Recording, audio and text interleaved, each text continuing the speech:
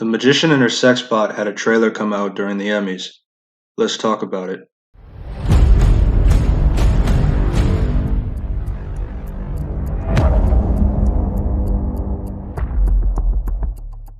What's up YouTube, this is Red Devilosa. Before we get started, if you like reviews and opinions on movies, comics, TV shows, and video games, support the channel by clicking the like button, and subscribe to the channel and click the bell for notifications for more of that content.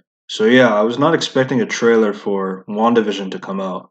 A surprise, to be sure, but a welcome one.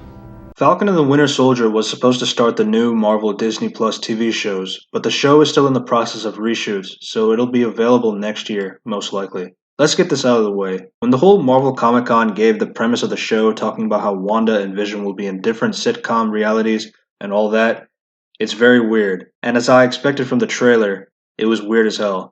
And for some reason, I like it. I know, it's great, right? Another!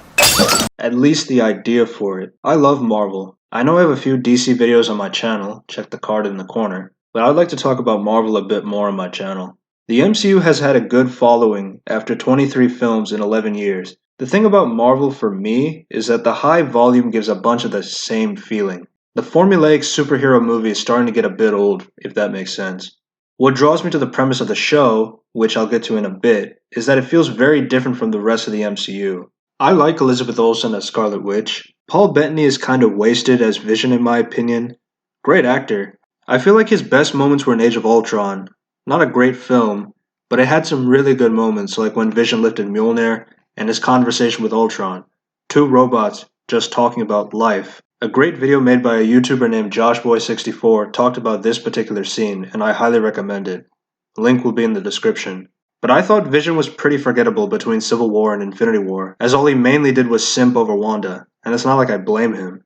That's a different discussion. Wanda has completely lost her accent, and Elizabeth Olsen doesn't seem to have an explanation for that either. Sometimes it's hard, but sooner or later every man shows himself. Standard B cops. Small station. Cameras. If Stark your word. Well, there are people who are expecting me too, you know, we both made promises. You took everything from me. I don't even know who you are. You will. What happened to Elizabeth Olsen's accent? I'll never tell. I put this on long enough. The trailer. There's a compilation of Wanda and Vision in multiple different sitcoms, and it's kind of like what I expected from the premise of the show from Comic-Con. They invite this family, and the guy asks about when they were married, where did they move from, why do they not have children. When Vision tries to respond and he doesn't seem to know, this lets us know that Wanda's creating multiple realities to keep Vision alive, and I believe the sitcoms are just a way to show how families were in those TV shows back in the day, because all she really wants is to have a family with Vision. There's a shot of them with babies, definitely their twin sons, Wiccan and Speed. I like how they put the comic-accurate suits, and they look derpy as hell. Apparently there's a Halloween episode, and I respect that the MCU can bring out comic suits as a nod to them. Some costumes just can't translate well into live action. Vision looks like a mix of an Oompa Loompa and the tall Yoda meme. There's a scene where Vision touches a witch's head. I had to use the captions to know that the witch's name is Agnes, played by Catherine Hahn, which on Wikipedia states that she is a nosy neighbor. I think it's supposed to be Agatha Harkness, who was an original witch during the Salem witch trials, who is also a mentor for Scarlet Witch in the comics. I also think this because she asked Vision if she is dead because Vision is dead, then laughs like another witch we know.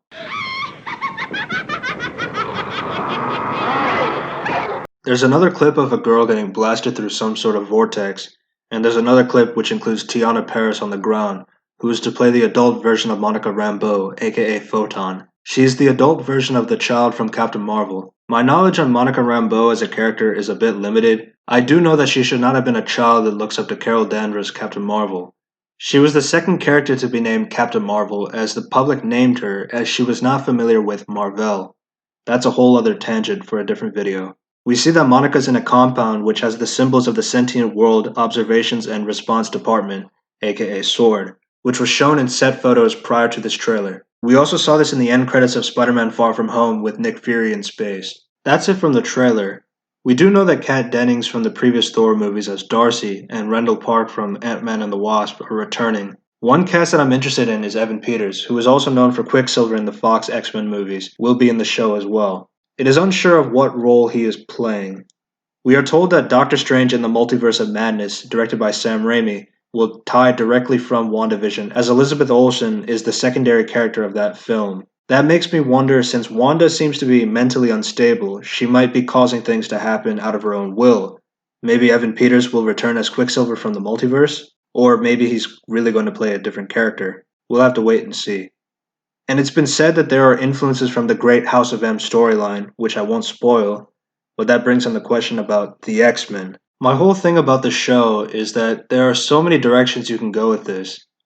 On the other hand, This could explore the psychological state of Wanda trying to use her powers to change realities, which in turn brings up the connection of the multiverse, which it definitely seems like Marvel is going there. When you're talking about multiverse, Doctor Strange, Photon, X-Men possibilities, and all that, that seems like a lot for what we know this season will contain 6 episodes. but on the other hand, This show is being placed on Disney Plus, which I don't know how much I can believe in Wanda going in dark places of her mind with psychological breakdowns and how it will be handled on a streaming service like this.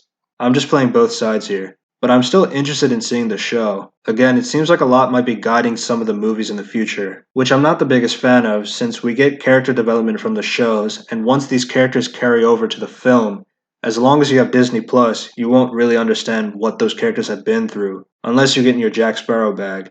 You do you. If you like reviews and opinions on movies, comics, TV shows, and video games, support the channel by clicking the like button, subscribe, and click the bell for notifications for future videos. Thanks for watching, and I hope to see you soon. Peace.